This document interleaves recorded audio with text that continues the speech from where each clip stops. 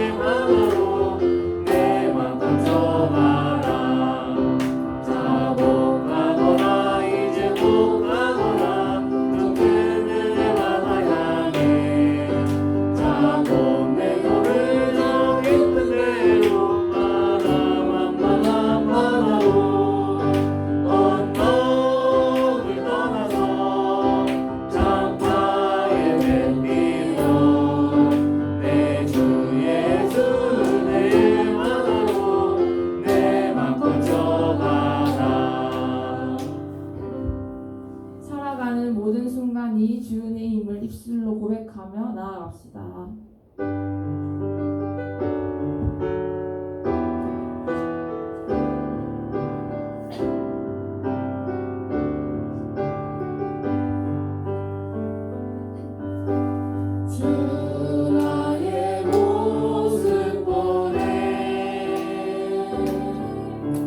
사랑 나의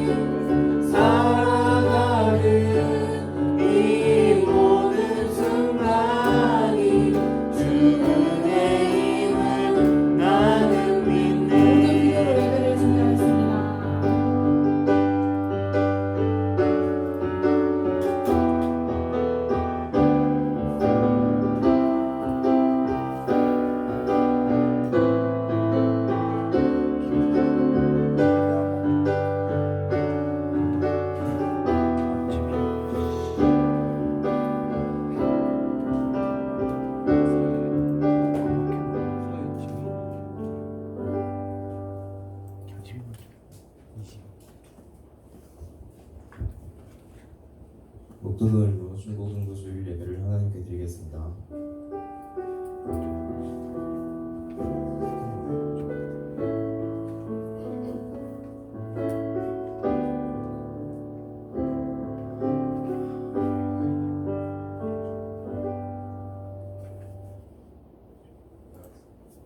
다같이 신앙 고백 드리겠습니다. 하나님 아버지를 내가 믿사오며 그 아들을 오실 예수 그리스도를 믿사오니 그의 성령을 태어나사 동정녀 마리아에게 하시고 동정녀 마리아에게 권한을 받으사 십자가에 못 박혀 죽으시고 사흘 뒤 사흘 만에 죽은 자 가운데서 다시 살아나시며 하늘로서 전능하시니 하나님의 양자의 결사와 제로서 산자와 죽은 자를 주소하여 오시리라. 성령을 믿사오며 거룩한 공예와 성도와 서로 교통하는 것과 죄를 사하여 주시는 것과 공의같이 사는 것과 영원히 사는 것을 믿사옵나이다. 아멘. 찬송가 615장 드리겠습니다.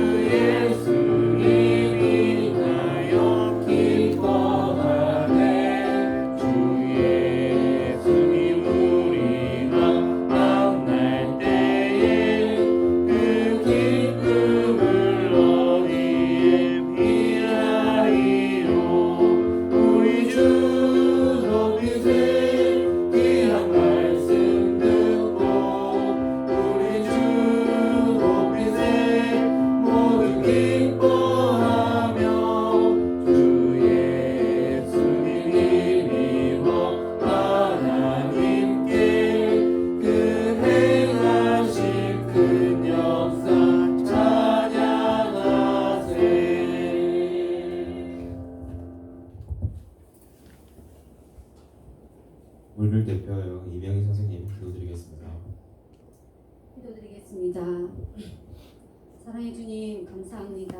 한 주간의 삶도 지켜주시고 이렇게 나와서 예배로 은혜 받게 하심을 감사드립니다. 주님께 받은 은혜 마음껏 누리면서 순종하며 살겠노라 늘 달성하면서 그렇게 살지 못했음을 고백합니다. 주님 용서하여 주옵소서. 우리가 다짐을 지킬 수 있는 저희들이 되게 하옵시고 하나님이 기뻐하시는 우리 중고등부 친구들이 되게 하옵소서. 친구들이 중간고사를 준비 중에 있습니다. 피곤치 않고 열심으로 준비하여 좋은 결과가 있기를 기도합니다. 모든 것을 주님 안에서 할 수 있도록 도와주시옵소서. 다음 주면 추석 명절이 됩니다.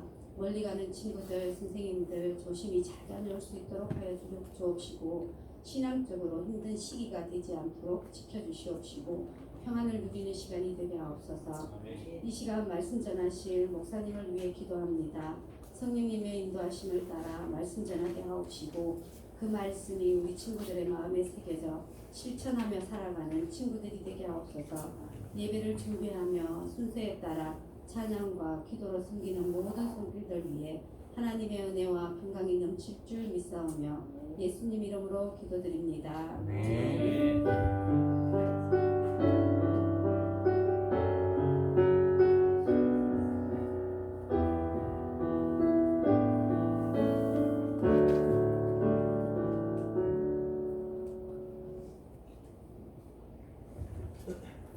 성경 말씀 야고보서 3장 1절에서 12절 말씀입니다.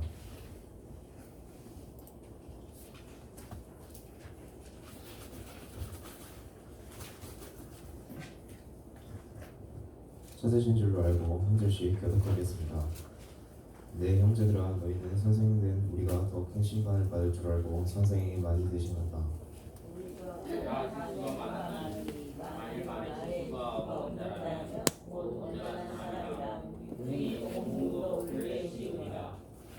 우리가 말들의 입에 재갈 물리는 것은 우리에게 순종하게 하려고 그 온 몸을 제어하는 것이라.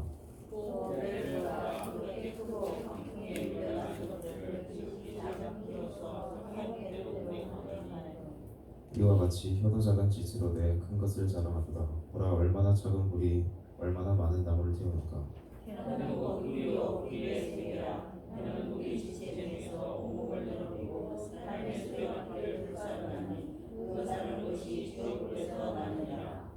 여러 종류의 짐승과 새와 벌레와 바다의 생물은 다 사람이 길들일 수 있고 길들여 왔거니와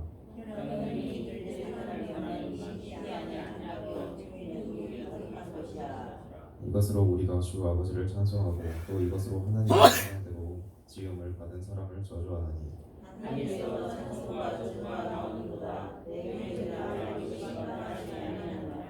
샘이 한 구멍으로 어찌 단물과 쓴물을 내겠느냐. 내 형제들아 어찌 무화과 나무가 단만 열매를 포도나무가 무화과를 먹겠느냐. 이와 같이 짠 물이 단물을 내지 못하느니라. 아멘. 주 목사님 나오셔서 말을 할 때 조심할 것들을 주제로 말씀 전하시겠습니다.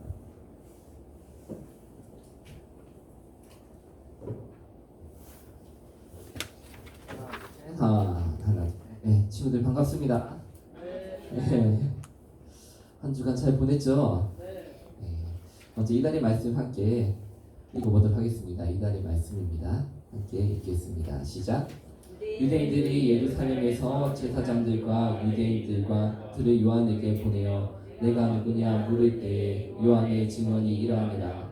요한이 드러내어 말하고 숨기지 아니하니 드러내어 하는 말이 나는 그리스도가 아니라 한데 또 묻되 그러면 누구냐 내가 엘리야냐 이르되 나는 아니라 또 묻되 내가 그 선지자냐 대답하되 아니라.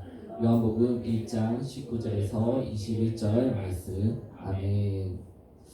네, 이렇게 주일날도 예배하고 나온 친구들에게 평안이 있기를 소망합니다. 지금 친구들 앞에 볼펜이 다 놓여져 있죠? 네. 잠깐 나이 테스트라는 거 한번 보도록 하겠습니다. 잠깐 나이 테스트 시간 가져보겠습니다.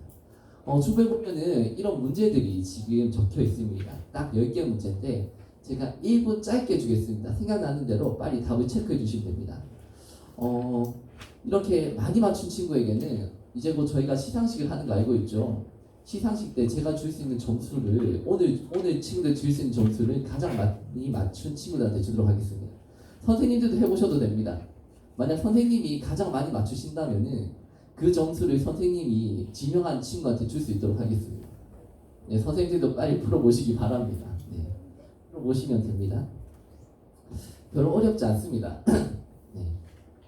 자, 지금 23분인데 24분 되는 순간에 답을 공개하도록 하겠습니다. 이 정도면은 아주 쉽죠. 안 쉬워요? 주은이가 안 쉽다고 하는 거 보니까 네. 저는 쉽다고 생각하고 있는데 저 지금 10개까지 생각하고 있는데 10개 맞춘 친구 없을까나? 네.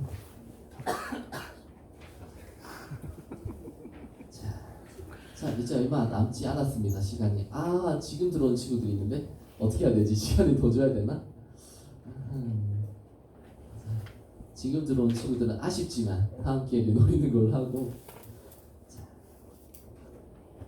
10초 남았습니다. 10초. 10, 9, 8, 7, 6, 5, 4, 3, 2, 1, 땡. 네, 정답을 공개하도록 하겠습니다. 스스로 한번 매겨보십시오. 정답. 빨리 매겨보십시오. 자, 난 몇 개 정도 맞췄을까요? 한번 매겨보십시오. 참고로 저는 거의 다 알겠었어요, 사실. 제가 풀어볼 때. 저는 거의 다 알았거든요. 네. 다 매겼나요? 한번 매겨보세요. 모르겠어?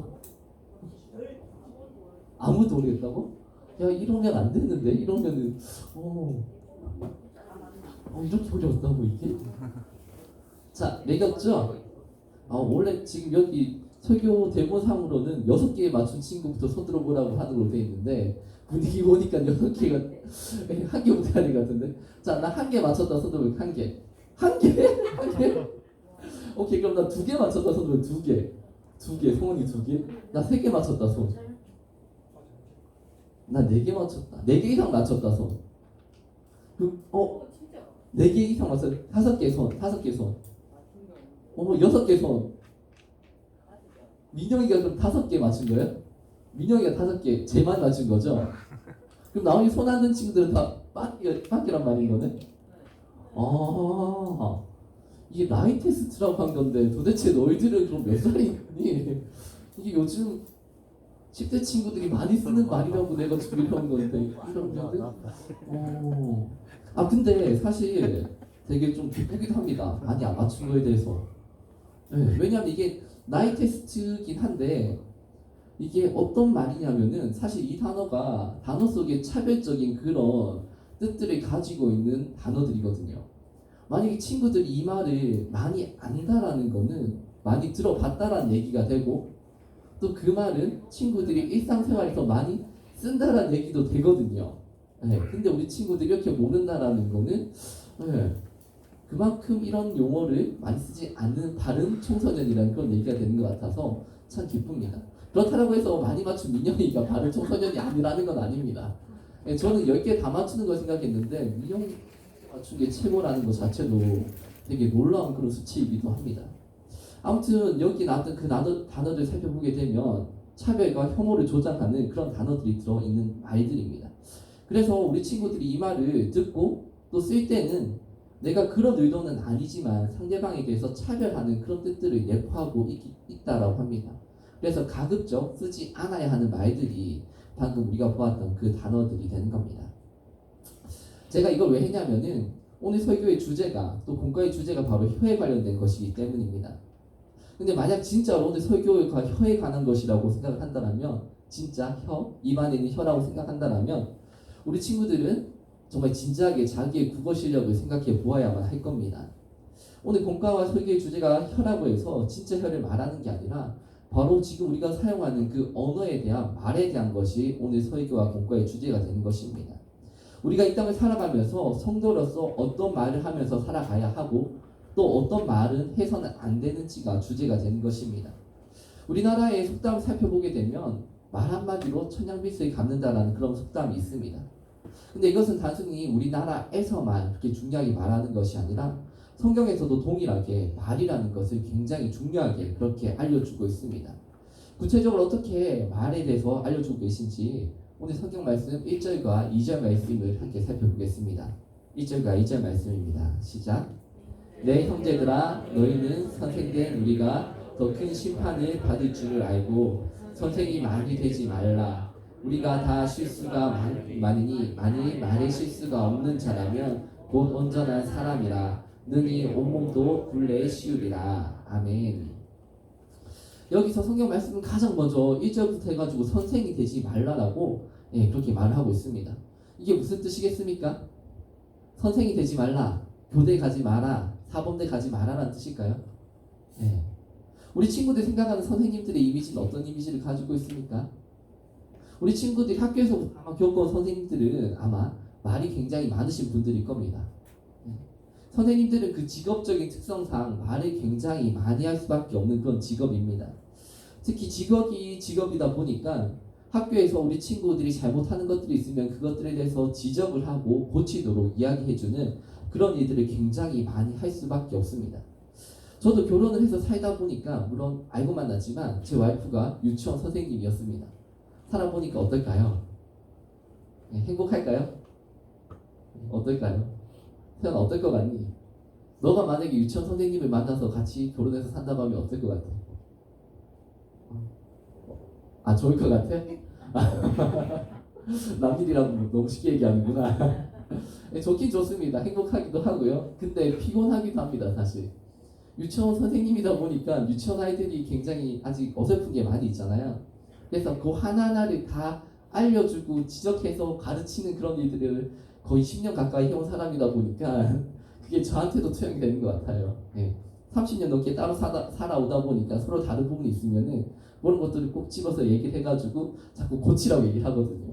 근데 30년 동안 그렇게 살아왔는데 잘 안 고쳐지잖아요.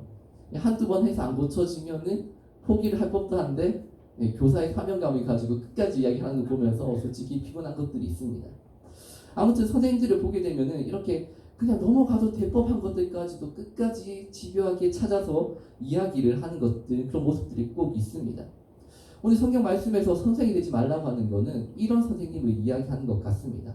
말을 많이 하는 그런 선생님의 모습 말입니다. 그래서 야고보는 이처럼 말을 줄이라고 그렇게 하고 있는 것입니다. 사람은 살아가면서 누구나 많은 실수를 하지만 그 중에서도 특히나 말로 인한 실수를 많이 하게 됩니다. 이런 말에 관한 실수를 줄이라고 오늘 사도 야고보는 우리에게 알려주고 있는 것입니다. 구체적으로 우리가 살아가면서 말로 하는 실수를 살펴보게 되면 다음에 같은 것들이 있는 걸 볼 수가 있습니다. 첫 번째는 바로 상처 주는 말을 하는 것입니다. 아까 우리가 풀었던 문제들 중에서 이렇게 상처 주는 말들이 많이 포함되어 있습니다. 대표적으로 맨 먼저 1번에 나왔던 급시충이라는 그 말, 또 짭새라는 말, 또 흑형이라는 말, 또 여자니까 너가 하라는 그 말, 여자니까 행동 조심하라는 말, 그리고 뭐 지잡대 등등등 여러 가지 그런 말들이 사람들에게 상처를 주는 그런 말이 됩니다. 그 친구들은 지금 급식충들이죠. 맞죠? 근데 누군가 친구들이 향하여서 급식충이라고 부르면 친구들 기분이 어떤가요? 어떤가요? 승민아, 누가 널 향해서 급식충이라고 부르면 넌 기분이 어떠니? 아주 심하게 나빠요. 아주 심하게 나빠. 이게 정상적인 반응이라고 생각합니다. 만약에 하도 익숙해져가지고 남들이 나를 보고 급식충이라고 부르는데 아무렇지 않다라면 그거는 아주 심각한 문제가 있는 거라고 생각을 하면 됩니다. 왜냐하면 충은 벌레잖아요. 갑자기 제 이름이 생각나네요.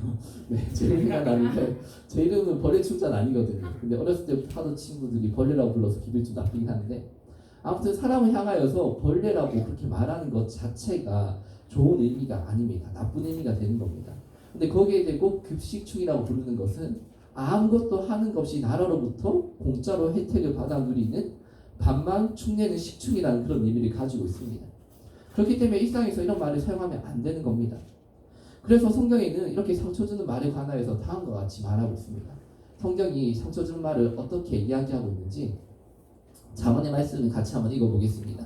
같이 읽어보겠습니다. 시작. 칼로 지름같이 함부로 말하는 자가 있거니와 지혜로운 자의 혀는 양약과 같으니라. 아멘. 성경 그래서 말을 칼에 비유를 하고 있습니다. 물론 칼에도 여러 종류가 있는 걸 볼 수가 있습니다. 똑같은 칼이라 하더라도 어떤 유명한 요리사의 손에 들어가면 그것은 멋진 음식을 만드는 칼이 됩니다. 하지만 그 칼이 반대로 우리나라에서 최근에 문제가 되고 있는 묻지마 살인을 저지르는 그 누군가의 손에 들어가면은 살인을 저지르는 그런 용도가 되는 것입니다. 말도 마찬가지라고 할 수가 있습니다. 오늘 나의 말이 누군가에게는 위로가 되고 사랑을 주는 그런 따뜻한 말도 될 수 있지만 그 말이 때로는 누군가의 평생의 상처로 남길 수 있는 그런 칼이 될 수도 있는 것입니다. 우리의 말은 이런 힘이 있기 때문에 우리 친구들이 말을 할 때는 굉장히 조심하고 가능하면 말을 아껴서 할 수 있어야만 하는 것입니다. 또 말에는 다음에 그런 속성이 있습니다. 바로 너무나 당연하지만 속이는 말이 있는 것입니다. 거짓말하지 말라라고 성경 우리에게 말해주고 있는 것입니다. 우리 친구들도 거짓말하면 안 된다는 사실을 굉장히 잘 알고 있을 겁니다. 그렇지 않나요?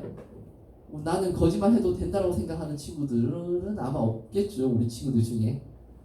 현우야, 설마 그렇게 생각하니? 거짓말은 괜찮은 거라고? 아니지. 네. 누구나 다 거짓말하면 안 된다는 걸 알고 있습니다. 그런데 어떨까요? 내 모습을 살펴보게 되면 거짓말을 할까요? 하지 않을까요? 네, 할 수밖에 없죠. 거짓말을 조금 할까요? 많이 할까요? 거짓말을 조금 할까요? 많이 할까요? 지민 어떠니? 조금 하니 많이 하니 거짓말을 많이 하는 거 맞지? 근데 나중에 결혼하면은 나중에 더 많이 하게 될까? 나도 지금 우리 와이프한테 지금 제가 거짓말을 제일 많이 하는 대상이 저희 아내입니다. 말했다시피 아내가 이제 자꾸 이거를 고치라고 얘기했는데 제가 안 고치고 아내가 물어보면 어쩔 수 없이 살기 위해서 그 순간의 위기를 모면하기 위해서 그러지 않았다라고 그렇게 거짓말을 하게 됩니다. 이렇게 사람들은 거짓말하는 걸 볼 수가 있습니다. 근데 이렇게 제가 하는 것처럼 그 순간의 그 위기를 모면하기 위해서 하는 거짓말을 어떻게 표현할 수 있을까요? 소극적인 거짓말이라고 할 수가 있습니다. 살기 위해서 하는 그런 소극적인 그런 거짓말인 것입니다. 그런데 이런 거짓말조차도 성경은 하지 말라라고 그렇게 말하고 있습니다. 성경이 거짓말에 관해서 어떻게 알려주고 있는지 잠언 말씀을 또 함께 읽어보도록 하겠습니다. 잠언 말씀입니다. 시작. 진실한 입술은 영원히 보존되거니와 거짓 혀는 잠시 동안 있을 뿐이니라. 아멘. 물론 우리가 살아가면서 잠깐 그렇게 하는 그런 위기를 모면하기 위해서 순간적으로 하는 그런 거짓말이라 할지라도 우리는 해서는 안 된다라고 성경은 알려주고 있습니다. 모든 남편들은 방금 읽은 그 잠언의 말씀이 이 잠언의 말씀이 참 진리라는 걸 알고 있습니다. 아내에게서 어떤 그 위기를 피하기 위해서 순간적으로 거짓말하지만 위기를 모면하는 건 그 순간뿐입니다. 그 순간이 지나고 나면 결국은 진실은 드러나게 되고 훨씬 더 큰 그런 위기가 찾아오는 걸 경험하게 되는 것입니다. 그런 것처럼 성경의 이 말씀처럼 우리가 거짓말을 해서 피할 수 있는 것은 영원한 것이 될 수 없습니다. 잠깐 동안만 나에게 편안함을 주고 안전하다라고 느낌을 주는 것 뿐입니다. 하지만 그 시간이 지나고 나면은 더 큰 위기가 찾아오게 되는 것입니다.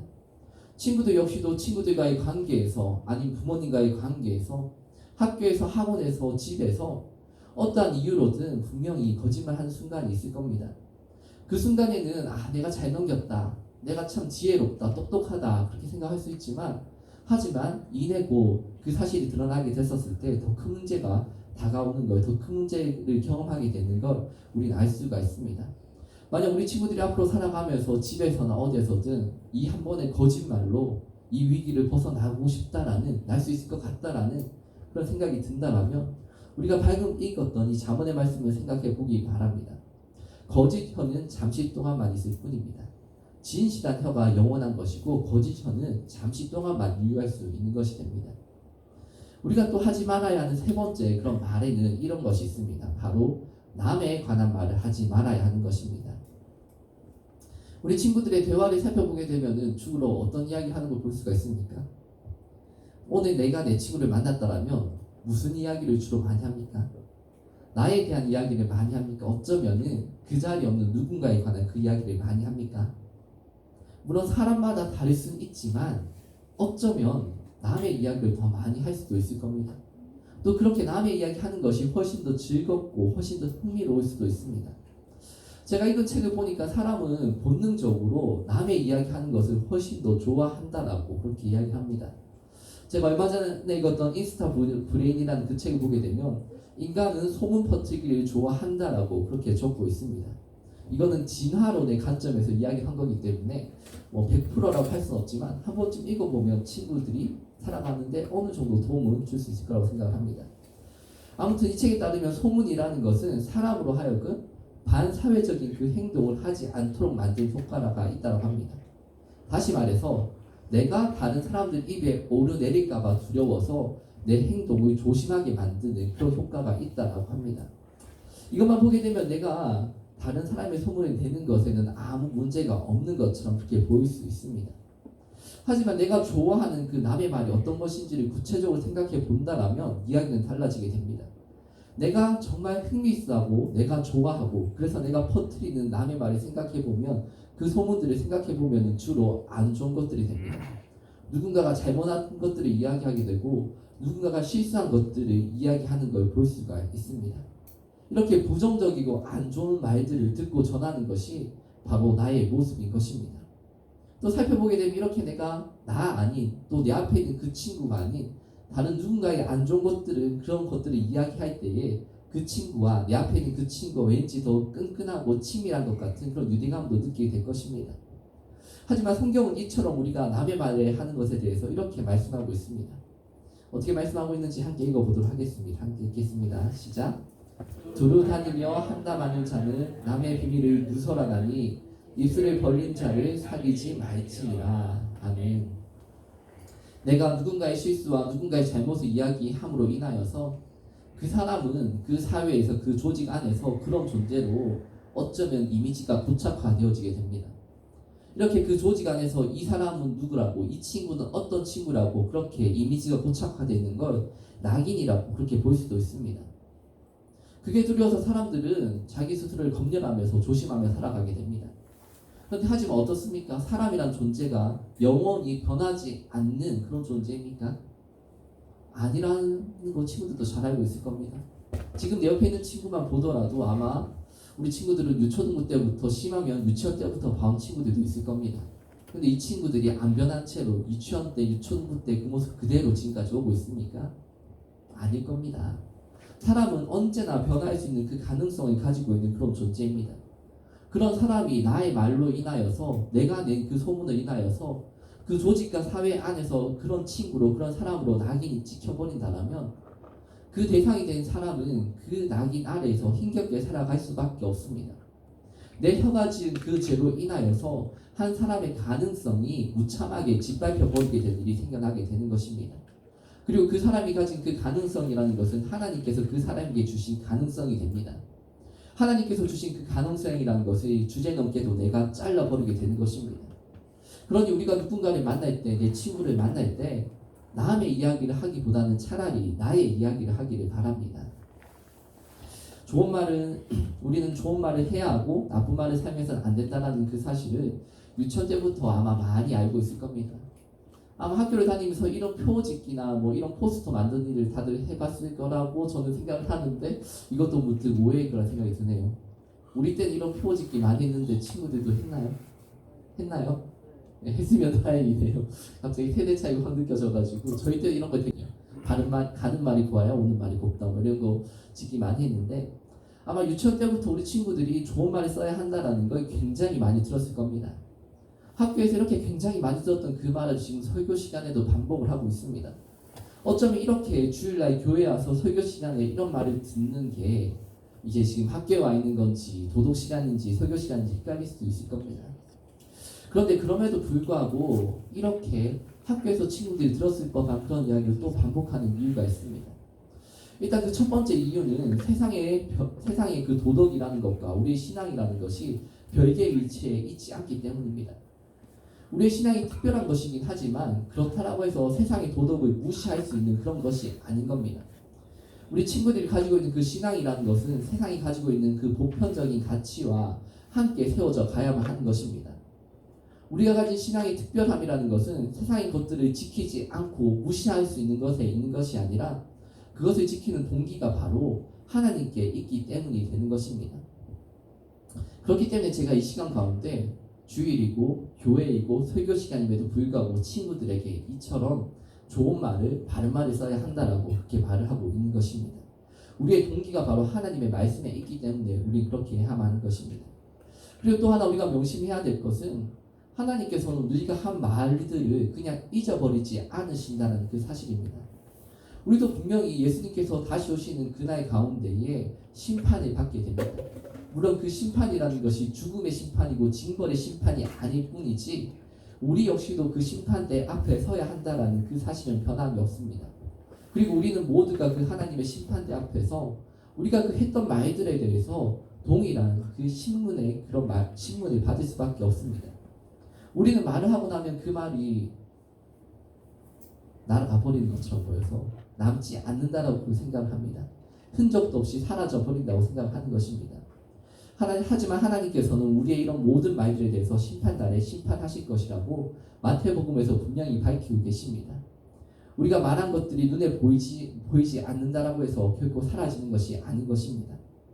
그러니 우리 친구들이 하나님을 믿고 하나님을 고백하는 그런 친구들이라 한다라면 하나님께서 이루실 이 심판을 기억하면서 정말 우리가 이 말들을 함부로 하지 않을 수 있도록 간절히 기도하면서 간구할 수 있어야만 할 것입니다. 이제까지 친구들이 유치원 시절부터 지금까지 지겹도록 들어왔지만 지키지 못했던 그 말에 관하여서 성경은 오늘 우리가 말씀에서 본 것처럼 그렇게 알려주고 있고 말씀하고 있습니다. 세상이 그런 도덕적인 이유를 가지고 이제까지 이렇게 지켜오지 못했고 살아오지 못했다라면 지금부터는 세상적인 그런 이유가 아니라 하나님의 말씀을 기억하고 하나님의 그 말씀을 이유로 우리의 언어 생활을 바꿔나갈 수 있기를 바랍니다. 기도하겠습니다. 사랑이 많으신 하나님 아버지, 저희들을 한 주간 지켜주시고 또 예배의 자리로 인도해 주심에 감사를 드립니다. 오늘 말씀을 통하여 우리가 사용하는 말들을 돌아볼 수 있기를 원합니다. 우리도 모르게 사랑하는 사람들에게 상처되는 그런 말들을 하고 또 속이는 말들을 또한 남들이 이야기를 했던 것들을 기억나게 하시고 그 모든 것들 우리의 삶들 가운데서 줄여나갈 수 있게 하여 주시옵소서. 우리의 말들을 우리가 이 말들로 인하여서 훗날 하나님 앞에서 심문받게 된다는 그 사실을 기억하게 하시고 내 힘으로 할 수 없을 때에 그 순간 가운데 하나님의 도우심을 의지하며 기도하며 간구하며 나가는 우리 사랑하는 친구들 되도록 도와주시옵소서. 감사를 드리며 예수님의 이름으로 기도드립니다. 아멘.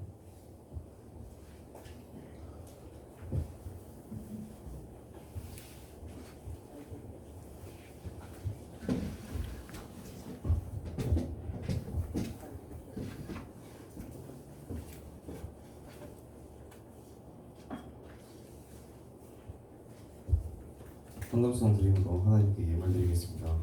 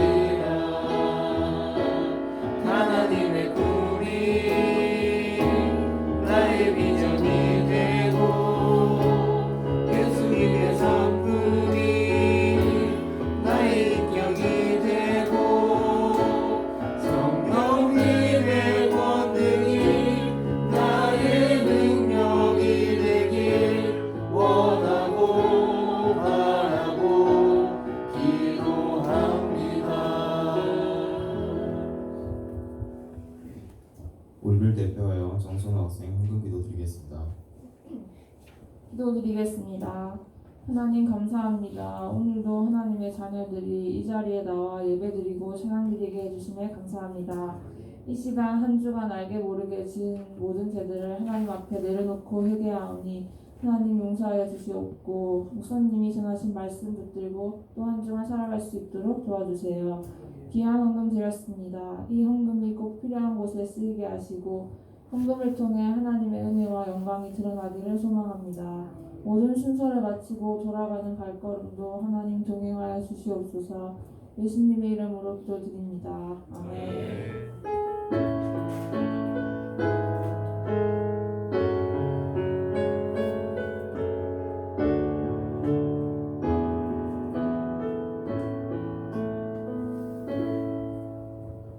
박순준 목사님 축도드림으로 일부 예배를 모두 마치겠습니다.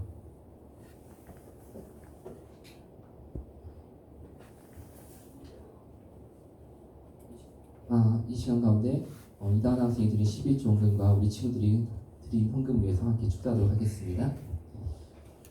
지금 우리 주 예수 그리스도의 은혜와 살아계신 하나님 아버지의 무궁하신 사랑과 우리를 지키시고 인도하시는 성령님의 교통하심이 말씀에 따라 하나님 원하시는 그런 말들을 사용하며 살아가기를 소원하는 모든 친구들 위해 지금으로부터 영원토록 함께 있을지어다. 아멘.